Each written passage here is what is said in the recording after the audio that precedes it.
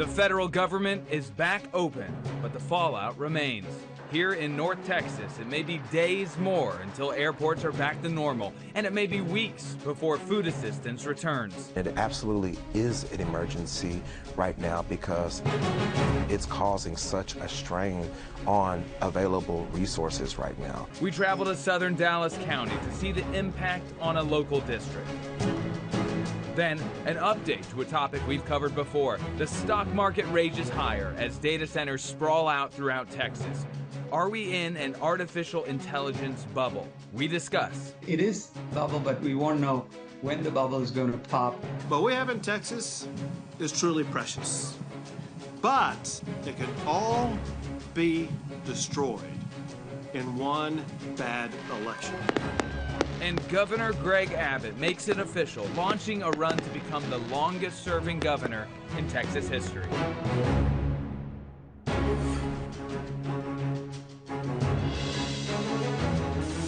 This is Lone Star Politics from NBC5 and the Dallas Morning News. Good Sunday morning. I'm Phil Prazen from NBC5. And I'm Gromer Jeffers, political writer with the Dallas Morning News. The government is back open after the longest shutdown in history, but there are still questions about what happens next. It remains unclear when full flight schedules and pay will return for airline employees after flight restrictions. Airline leaders say they are ready to resume normal operations once the FAA lifts restrictions. And Thursday, the U.S. Department of Agriculture told states to send SNAP recipients their full benefits. For the month, the Texas Health and Human Services Commission says it could take up to 3 days to get that next payment out from the USDA. And that will be good news to 3.5 million people, or a little more than 10% of all Texans who rely on the SNAP program. NBC5 Investigates took a closer look at who receives these services and found where the need is in our community. 75126 is located in Kaufman County and includes Forney, has a significant number of SNAP benefits. 13,000 families receive benefits in the 76119 zip code, which is southeast Fort Worth. And topping the list, Dallas County, 31,000 SNAP recipients live in the 75216 and 217 zip codes.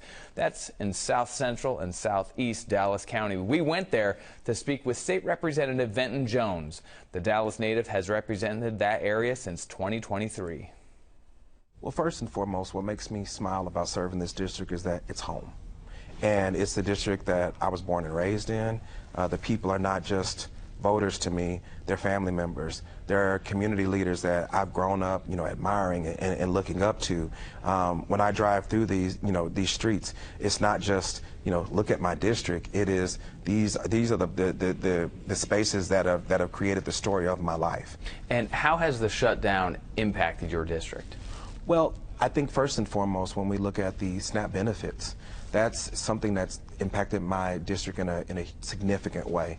And when you look at the numbers, I have about 40,000 people who are accessing SNAP benefits, and out of 200,000 people, that's about 20% of my district who are accessing SNAP benefits at this time. So that issue is having a huge impact on residents right now. I think also traveling and being able to get through airports, that's a significant challenge. And what we're experiencing right now as we are in open enrollment for health care, many people struggling with the increased cost of their health care premiums right now. So what does that look like when the SNAP benefits for the month of November didn't go out in your district? Well, that's causing a huge issue, and it's places like this here at Cornerstone Baptist Church where they've historically had feedings for individuals who are in need of food on a daily basis. But what you're seeing right now are shortages in the availability of resources.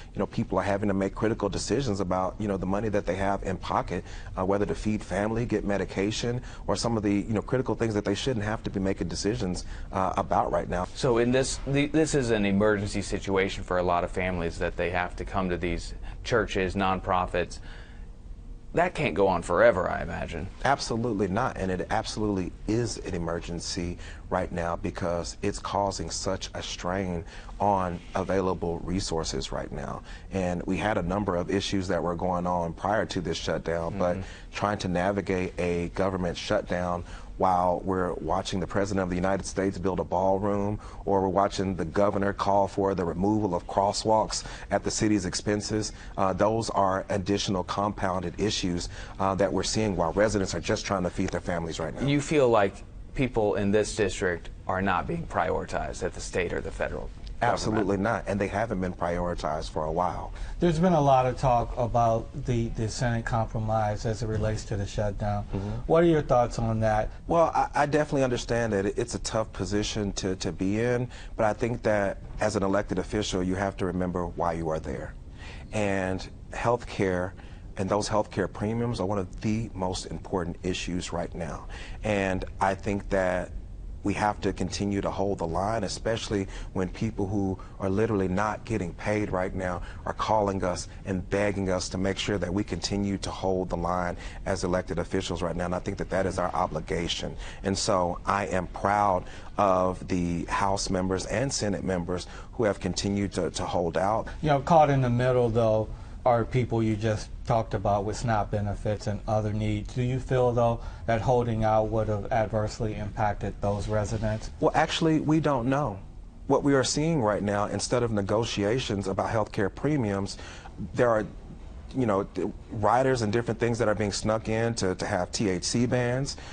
There are issues that are coming up that are totally not related to this shutdown. So I think that it kind of feeds into the concerns that we have, that do we have people on the other side who are negotiating in good faith and not using communities who are not getting fed, who are having to deal with possibly increased health care benefits? Are we making sure that we're not using them as political pawns right now? We have to make sure that we continue to serve individuals and the people who sent us here to do this work. Some Republicans in D.C. may argue that they want a smaller government to begin with and want these SNAP benefits to go away just in general, right? They'd want fewer government programs. Right. What do you say to folks who believe that? Go through it the right way. Have debates. Do the work to be able to move the legislation. Don't continue to take these shortcuts that abruptly shuts down services for individuals. Even right now, half of the SNAP benefits have been restored to individuals. To some people, 2 individuals living in the house, that's $16 for 2 people. That can't work. And so if people really want to have the conversations about how to navigate government, let's do this the right way. You can't lead by executive order. You can't lead by, packing the courts in a way to just be able to pull off a political agenda. Let's do this the right way, and let's do this based on the way that our country was founded on, and that we have three levels of government that's supposed to act independently of each other, and we are not seeing that. And I think that that's what we have to get back to of governance, so that we can continue to do this the right way versus just trying to push through an agenda of one party. Do you think all of this, including affordability, will continue to be an issue through the 2026 midterm Absolutely. election? This is all about money. And what we are seeing from the Republican Party is that they continue to put more and more money into the pockets of billionaires instead of serving individuals. Down the street from our interview, we got a look at the Cornerstone Baptist Church kitchen. They feed 13,000 meals a month to homeless Texans. This day, they also distributed toys for the holidays, household goods, and everyday supplies that people need in southern Dallas County. We talked to church pastor Chris Simmons about the current situation and then what he thinks is causing the increase in need. It's an ongoing thing, but in the last 2 or 3 months, we have seen it on steroids. We have seen the very dramatic increase of individuals who are coming to the kitchen now needing help. Many individuals who had never attended our facilities needing help, they're showing up. And what we're discovering is more children are coming with families now. The pastor tells us he expects many families to need help heading into the holidays. And remember, the government shutdown all was over health care costs. Democrats wanted to continue taxpayer payments to insurance companies under the Affordable Care Act. Those were not included in the final deal, and we now know how much premiums will increase next year. Open enrollment is underway right now. So according to data from health policy organizations like KFF News, a benchmark plan for a 40-year-old Texan was $489 a month, Gromer, before tax credits were applied this year. In 2026, that number increases by 35% to $661 a month, one of the steepest hikes in the country. Texas has the most people with health insurance through Obamacare other than Florida. 4 million people, according to KFF News. That's a lot of people that have a direct impact. Yeah, and healthcare remains a big issue in Texas. You just mentioned those are on Obamacare, but Texas also has the highest rate of uninsured folks in the nation. So it's a problem. And, you know, the fight, what was this all about? Because it was the longest in history. And what happens, you still didn't get a resolution on the health care premiums, and Democrats are now at the mercy of the Republican majority going forward. Republicans see this as a big win. They are trying to whittle down the size of government, and this year they've been, you know, there's been bumps along the way, but they've been relatively successful. Yeah, and it shows you elections matter. There's a big midterms coming up in 2026. We'll see if this is an issue in those midterm elections, but certainly the folks in the middle were pawns, and they came out the losers, the big losers in this situation when you look at the numbers. Here's what we have next. They cannot buy us. They cannot beat us. We will see them at the ballot box. Governor Abbott kicks off his re-election campaign. If he wins this, it will be a record, Gromer. We discuss next. You're watching Lone Star Politics. A power player from Texas is leaving D.C. Congressman Jody Arrington, who was a key author of the GOP's tax and spending mega bill, has decided not to seek re-election. The Republican from Lubbock was first elected in 2016 and currently chairs the U.S. House Budget Committee. In a statement, he said, quote, "It's time to do what George Washington did and to ride off into that big, beautiful West Texas sunset and to live under the laws that I passed." Now to Decision 2026. Governor Abbott wants a fourth term in office. Last week, he officially launched his re-election bid in Houston. The governor reflected on his achievements so far, highlighting property tax relief and border security. Up next, he wants to continue his effort at education reform and reducing property taxes. Government can crash the economy, they can destroy your jobs, and they can increase your taxes. In one election, borders can be flung wide open and lawless criminals set free to face no consequences. All it takes is one election. And make no mistake, Democrats want that election to be this election. Billionaires like George Soros and his socialist cronies, they're already spending millions of dollars to take over Texas. The governor heads into this election cycle with nearly $90 million on hand. Gromer, it may be well past $100 million by election maybe time. $150 million, who knows? Meanwhile, the Democratic race for governor has another candidate. Former U.S. Congressman Chris Bell is in the race and says state government has been too focused on privileged elites. Mine shall be an administration based on ethics reform, education, and not just affordability, but also livability and opportunity. The Houston lawyer was the 2006 Democratic nominee for governor against Republican Rick Perry and two others. Prior to that, he served in Congress. Gromer, his quote in the Dallas Morning News was, I have a record that people can look to and they don't have to guess about how I handle certain issues. Do people remember former Congressman Chris Bell? People may remember his name being on the ballot a lot. Remember, he's lost a lot of races, including that race for governor, but also a Senate race in 2020. The Cornyn seat was up then, and several other races. So he's become a perennial candidate. The question is, how does he get past Gina Hinojosa, who's already in the race, and his fellow Houstonian businessman Andrew White? So those are the issues, and plus you're looking at Abbott, the Goliath-type figure with all that money. We'll see. It's a long shot, but competition is good for everybody, right? That's right. As AI data centers explode in popularity, we talked to an economist about a key risk factor that could impact North Texas.